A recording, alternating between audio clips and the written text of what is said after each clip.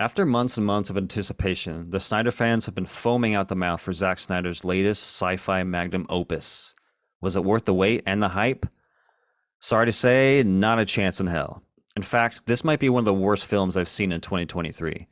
So without further ado, let's discuss Zack Snyder's Star Wars. Oh, I mean Seven Samurai. Oh, I mean The Magnificent Seven. Oh, I mean A Bug's Life. Oh, I mean 13 Assassins. I mean Rebel Moon. Whew, we got there. When I found you in the wreckage of that ship, I considered leaving you. Rebel Moon Part 1, A Child of Fire, begins on a small settlement as we're introduced to a local farm girl named Cora. All is peaceful and happy in the village after a successful harvest. In fact, it's so happy that the leader of the village encourages everyone to go out and fuck each other's brains out. Which isn't the worst way to celebrate a successful harvest, I'll give him that. The following day, the settlement is threatened by a totalitarian ruling force led by Admiral Atticus Noble. After killing the village leader, Atticus demands the villagers supply his army with food and that he'll return in 10 months to collect. Thus sparks Cora on her adventure to recruit warriors to aid her village in a fight against the Empire. I have to admit, and this may just be a me thing, but I am so tired of the Seven Samurai plot.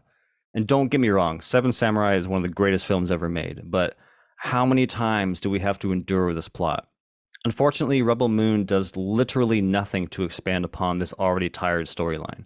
And this film not only borrows from Seven Samurai, but it borrows from Star Wars too. Granted, I know this was pitched as a Star Wars film, but like, come on. How on the nose can this film be? There is a difference between being inspired by something versus straight up plagiarism. As an example, in this movie, our hero Cora goes to a cantina to look for a certain someone. After gaining some information, she realizes she needs a ship to get off planet. Luckily, there's a scoundrel there with a ship that is willing to take her where she needs to go. Now, does any of that sound familiar? Look, I know you can make the argument that most movies are a copy of a copy from other movies, but if you're going to be inspired by other films, you need to expand on what has already been done. Or at the very least, have interesting characters to root for and get behind. And speaking of characters, boy oh boy are these characters paper thin. Listen, can any of you tell me anything about Nemesis outside the fact that she wields two red blades? Or how about Prince Tarek outside the fact that he's a bird whisperer? These recruitment scenes that take up the middle of the film are a joke, and they get worse as they go along. First we have Tarek, a farm slave, whose owner, on a whim, says, "Oh yeah, your debts are free if you can just go tame that bird over there." And wouldn't you know it, he tames the bird. Real thrilling stuff. Also in the scene, I love the fact that when they're all walking back to the ship, Cora says something along the lines of like, "Glad we got him on our side." And I was like, what? Why? All you've seen him do is jump on a giant bird. Like, do you plan on taming animals in your giant fight against the Empire? It was like ridiculous. Then we're quickly whisked away to the Cobalt planet where we meet Nemesis. And all that happens here is that we get an extended fight scene where she takes down a child-murdering Spider-Woman. That's it. We learn literally nothing about her. Nothing. But wait, it gets even worse. Then we get to Titus, a drunk ex-general. This scene plays out like this. Cora finds Titus drunk on the sidewalk. They splash some water on him. She's like, "Hey, come fight with me." And he's like, "No." She says, "Well, don't you want revenge?" And he says, "Okay, yeah, sure." And that's how Titus was recruited. You can't make this shit up. It's lazy, awful, and dull. We don't care about any of these people. None of them. They might as well be paper cutouts at this point. If you love Snyder for his action set pieces, then I suppose there's enough for you here. But I don't think there's a single set piece or action scene that was thrilling or exciting. It's just a bunch of loud noises mixed with slow-mo.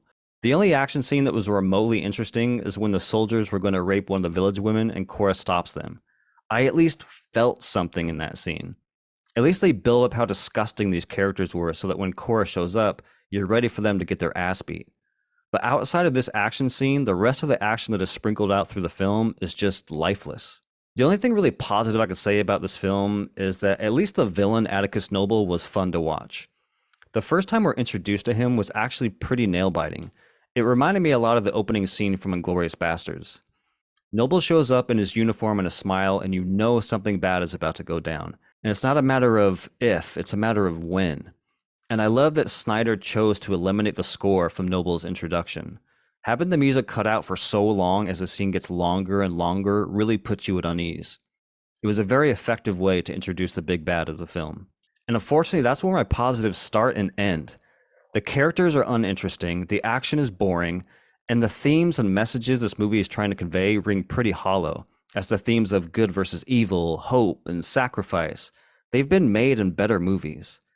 And listen, if you're a huge Snyder fan and you love this movie, then that's awesome, like genuinely. This is just my opinion, and I'm not here to yak on anyone's yum here. But overall, this was just a derivative, dull, uninspired version of something we've already seen before. There's nothing new here in Rebel Moon. Have you seen Star Wars? Have you seen Seven Samurai or the many adaptations since? If you have, then you've seen this movie.